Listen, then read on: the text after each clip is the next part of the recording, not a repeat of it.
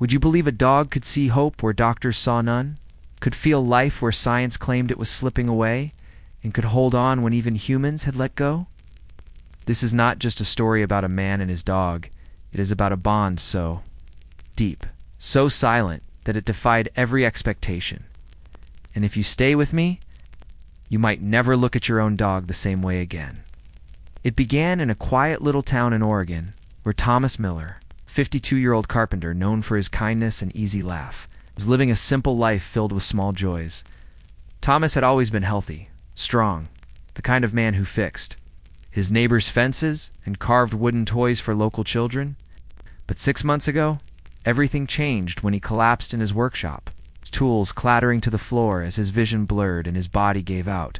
The diagnosis was grim, an aggressive neurological condition that left him unable to move his legs. His arms grew weaker each day, and soon, even speaking felt like climbing a mountain. The doctors did what they could: therapy, medications, endless tests. But their words eventually turned heavy. They told his family there was nothing more to be done, that his body was shutting down, and that they should prepare for the worst. Thomas was brought home, his once warm workshop now silent, his wooden projects unfinished, his favorite chair by the window left empty. But there was someone who refused to leave his side, a golden retriever named Bailey. Bailey had been with Thomas for 8 years. Through every season of his life, she was calm, watchful, the kind of dog who didn't need words to understand. While everyone else seemed to quietly grieve, Bailey stayed close, lying beside Thomas's bed, her head resting gently on his unmoving arm. Every day, nurses and family members would come and go, whispering softly, checking his vitals, wiping tears when they thought no one was watching, but Bailey never looked away. It was as if she was waiting for something no one else could see. And then, one night, when the rain tapped softly against the windows and the house was still, something happened. Thomas's breathing became shallow, his pulse weak. The monitors beside his bed flickered warnings. The nurse on duty whispered a prayer, and his daughter sobbed quietly in the hallway. Bailey suddenly stood up, ears alert, her eyes fixed on Thomas's face. She placed her paw gently on his chest, leaned closer, and let out a low whine that seemed to cut through the silence. She nudged his hand, then his face, then something deeper, something no one could explain. Bailey began to press her warm body against his, nuzzling his arm, her breathing calm but determined, like she was willing him to stay. And in that moment, as if pulled back by a thread only she held, Thomas's fingers twitched. A single tiny movement that the nurse almost missed. Bailey barked once, sharp and clear, startling everyone. They rushed to his side and saw it. His eyes fluttered open for the first time in days. The doctors had said it was impossible, that he was slipping away. But Bailey didn't believe that. She stayed pressed against him for hours, refusing to leave. And over the next few days, while Thomas was still weak, his breathing began to stabilize. His fingers moved more, and the faintest whisper of a smile returned to his face. And that was just the beginning. Because what Bailey did next would not only shock the doctors, change the course of Thomas's recovery in a way no one saw coming. Stay with me, because this bond, this unspoken love between a man and his dog, is about to show you something truly extraordinary, something science still struggles to explain, and something that will make you wonder, do our dogs know more about our hearts than we ever realize? Asterisk, asterisk. The days that followed were like watching a miracle unfold in slow motion, and yet, it wasn't the kind of miracle wrapped in bright lights or sudden moments of triumph. It was quiet, almost unnoticeable, and it began with Bailey. She refused to leave Thomas's side, even when the nurses tried to coax her away for food or water. She stayed, her golden fur pressed against his fragile frame, her steady heartbeat like a rhythm calling him back. Thomas's daughter, Emily, would sit in the corner, her hands clasped tightly as she whispered to her father, "Dad, we're still here." But she noticed something she couldn't explain. Thomas's eyes would stay closed most of the time, his breathing uneven.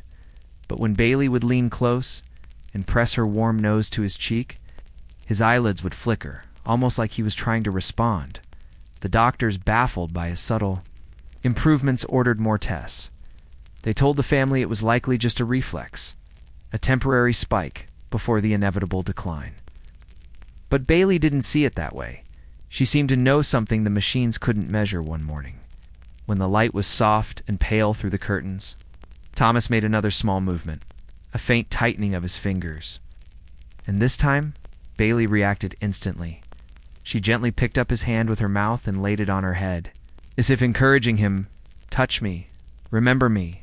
And then, barely there, his fingers moved, brushing through her fur for a brief second. Emily gasped, rushing to the bedside, her voice cracking as she called the nurse. The nurse couldn't believe it. "This shouldn't be possible," she whispered. But there it was. Thomas was responding, not to medicine, not to sound, but to touch. To the presence of his loyal friend. In the following weeks, Bailey began doing something even more remarkable. Every morning, at the same time, she would gently pull the blanket from Thomas's legs, then she'd nudge his toes, over and over, until one day his foot jerked.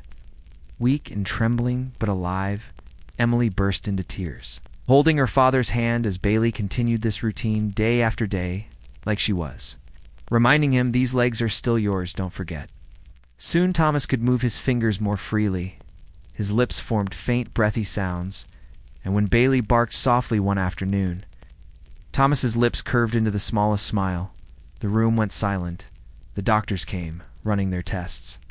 Shaking their heads in disbelief, "This is beyond what we expected," they admitted. "We can't explain this level of response, not with the severity of his condition." Emily didn't care about their confusion. She just knew Bailey was reaching parts of her father that no treatment could reach. And then one evening it happened. Thomas opened his eyes fully for the first time in weeks. His gaze tired but focused, and the first thing he saw wasn't the machines. Wasn't the nurses, or even his daughter. It was Bailey, lying patiently at his side, her tail wagging slowly as if to say, "I told you I wouldn't let you go." Tears streamed down Emily's face as she whispered, "Dad, you're back." His voice, raspy and barely audible, managed to words, "My girl," and his eyes drifted to Bailey that night. The nurses sat quietly in awe as Bailey curled up on the bed next to Thomas, her head resting gently across his chest. The monitors showed a steadier rhythm than they had in months. Something inside him was waking up again, and in the days to come, Bailey's actions would become even more intentional, guiding Thomas through moments of pain, coaxing him to try, step by step. Tiny victories that built hope where there was none. Little did anyone know, Bailey was about to do something no therapy, no medicine, and no human could accomplish. She was about to change the direction of Thomas's entire recovery. What happened next would leave not just his family, but the entire medical team speechless. The morning light spilled softly into the hospital room, casting a pale glow over the bed where Thomas lay, his body still frail, but showing small signs of strength that no one could deny anymore. Emily had barely left his side in weeks, exhausted, yet fueled by the glimmers of hope Bailey had given her. But today something felt different. Bailey was more alert than usual. Her golden ears perked and her eyes locked on Thomas with quiet determination, as if she knew this was the day something new would happen. She gently climbed onto the edge of the bed, her paws barely pressing into the blanket, and rested her head right next to his hand, nudging it until his fingers twitched again. Thomas groaned softly, his lips parting like he was trying to form a word. Emily leaned in closer, tears already pooling. "Dad, can you hear me?" she whispered, but his eyes moved slowly, shifting to Bailey, who stayed still, calm, unwavering. Then something unexpected happened. Thomas's hand moved just enough to rest on Bailey's head. And for the first time since the accident, he whispered a single word, hoarse and fragile, "Home." Emily covered her mouth with her hands, her heart pounding as nurses rushed in, shocked by the sudden clarity in his voice. "This isn't typical," one of the doctors murmured, glancing at the monitor that showed improved oxygen levels and a steadier heart rate. But Bailey wasn't done. She stepped back from the bed, barked softly once, and then, much to everyone's surprise, she went to the corner of the room and gently picked up Thomas's old flannel shirt that Emily had brought from home. She dragged it across the floor and laid it on his lap. Nudging it insistently until his weak fingers touched it, Thomas inhaled slowly. The scent of his own shirt filling his senses, bringing him back to something familiar, and with a quiet sigh, his other hand twitched too. Bailey wagged her tail lightly, encouraging him day after day. She brought small pieces of his life back to him, his old work boots, a photo Emily gave her, even a small leather keychain he used to carry, and every time Thomas touched one of these things, his body seemed to remember a little more. The therapists were stunned. They called it sensory reactivation, but Emily knew it wasn't just science. It was love, pure and simple.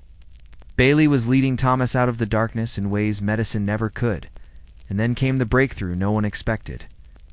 During a quiet afternoon, when the room was empty except for Emily, Bailey, and Thomas, Bailey suddenly barked sharply. Not in alarm, but in insistence. Emily looked up as Bailey pawed at the side of the bed, then climbed halfway up, positioning herself carefully.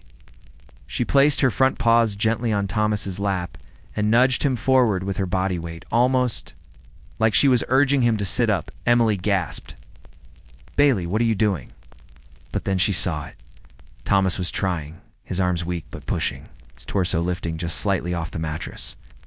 His breath heavy and uneven but determined, Emily moved to support him, but Bailey stayed in place, letting Thomas lean into her, his trembling fingers clutching her fur like an anchor. And in that moment, he sat upright for the first time since the accident. It wasn't perfect, it wasn't long, but it was real, Emily cried, hugging them both as Bailey wagged her tail with quiet pride, and in the days that followed, this became their new routine. Bailey would gently nudge him to sit up a little longer each day, helping him rebuild his strength in the most patient, a loving way, and as the weeks passed, Thomas began whispering more words, asking for small things, smiling faintly when Bailey brought them. The hospital staff couldn't believe the transformation. "We've never seen a recovery like this," one of the therapists admitted. "She's doing what months of therapy couldn't," but the most powerful moment was still to come. The moment when Bailey would push Thomas one step further, leading him to a place no one believed he could reach again, a moment that would leave even the doctors in silent awe. Asterisk, asterisk, it was a warm afternoon, the kind of day that would have felt ordinary once. But now, it carried a weight of hope that hung in the air like sunlight filtering through clouds. Emily had wheeled Thomas out into the hospital garden, a peaceful space filled with gentle sounds of birds and the soft fragrance of blooming flowers, but Bailey, who usually stayed quietly by his side, was restless today, her paws shifting, her eyes darting between Thomas and the path ahead. As if she knew something was about to change, she gave a soft bark, one that was almost like a question. Then she moved to the front of Thomas's wheelchair and stared at him. Waiting, Thomas looked down at her, his hands trembling slightly on the armrests. "Bailey, what are you doing?" he whispered, his voice stronger than it had been weeks ago. Bailey nudged the wheelchair once, lightly, and then stepped back, positioning herself in front of him, her tail wagging, her eyes fixed on his, like she was saying, "It's time." Emily's heart raced. She crouched next to him. "Dad, do you want to try?" Thomas blinked slowly, then with a shaky breath, nodded. His hands gripped the armrests tighter, his body leaning forward as if remembering what it felt like to stand. Bailey stepped closer, pressing her body gently against his legs, offering silent support. Emily held her breath, one hand hovering close in case he fell, and then, with a deep groan and more determination than anyone thought possible, Thomas shifted his weight, his feet pressing against the ground for the first time since the accident. His muscles quivered, years of strength memory fighting their way back. Bailey barked softly, almost like encouragement, and slowly, so slowly, it felt like the world had stopped. Thomas rose, his hands still gripping the wheelchair, his legs trembling but holding. Emily's tears spilled freely. "Oh my God, Dad. You're standing," she whispered, unable to believe her own eyes. Thomas looked down at Bailey, wagged her tail wildly now, her entire body trembling with excitement. And for the first time since everything had been taken from him, he smiled, a real smile that reached his tired eyes. "Good girl," he said, his voice breaking but full of love. And then Bailey did something even more incredible. She stepped forward, turned her body slightly sideways, and nudged his leg. Coaxing him to take one small step, Thomas hesitated, fear flickering in his eyes. But Bailey didn't look away, her gaze steady and full of quiet faith. And with a deep, trembling breath, Thomas moved his foot forward, one tiny, unsteady step. But it was a step, Emily sobbed, clapping her hands over her mouth as the nurses and therapists who had gathered nearby gasped, some even wiping their own tears. And then came another step. Then another. Each one slow and painful but real. Bailey stayed right by his side, moving just enough to guide him, never letting him fall. By the time he reached the bench just a few feet away, the entire garden was silent, everyone frozen in awe of what they were witnessing. Thomas sat down, panting heavily, sweat beading on his forehead, but his face was glowing, his hands shaking as they reached for Bailey. You did this," he whispered, resting his forehead gently against hers. And in that moment, there was no more hospital, no more accident, no more pain. There was only a man rediscovering hope through the unwavering love of his dog in the weeks that followed. Thomas went from standing to taking more steps each day, guided by Bailey's gentle persistence. The doctors could hardly explain the rapid progress, calling it beyond medical expectation. But Thomas and Emily knew the truth. Bailey hadn't just helped him heal his body, she had healed his will too. Live. When the day finally came for him to leave the hospital, Thomas walked out slowly, but proudly. With Bailey trotting at his side, no wheelchair, no crutches, just a leash in his hand and a heart full of gratitude. The staff lined the halls to watch him go, some clapping, some crying, all moved by what they had witnessed. And as they stepped outside into the bright sunlight, Emily hugged them both, whispering, "We're going home." In the months that followed, Thomas regained more strength than anyone thought possible. He started working in his garden again, taking short walks in the park, always with Bailey by his side. The town even held a small ceremony to honor Bailey for her incredible role in his recovery. But Thomas didn't care about the recognition. What mattered to him was the simple truth that when everyone else had given up, Bailey hadn't. She saw something in him that even he had forgotten. One quiet evening, Thomas sat on the porch with Bailey at his feet, watching the sunset paint the sky in soft shades of gold and pink. "You saved me," he murmured, his hand resting on her warm fur. "Not just my body, but me." Bailey looked up, wagged her tail once, and leaned her head on his knee. And in that peaceful silence, there was an unspoken promise. A reminder that sometimes the greatest miracles don't come from medicine or machines. They come from love, pure and loyal, the kind only a dog can give. And now I want to ask you, could your dog sense what even doctors can't? Would they fight for you the way Bailey did for Thomas?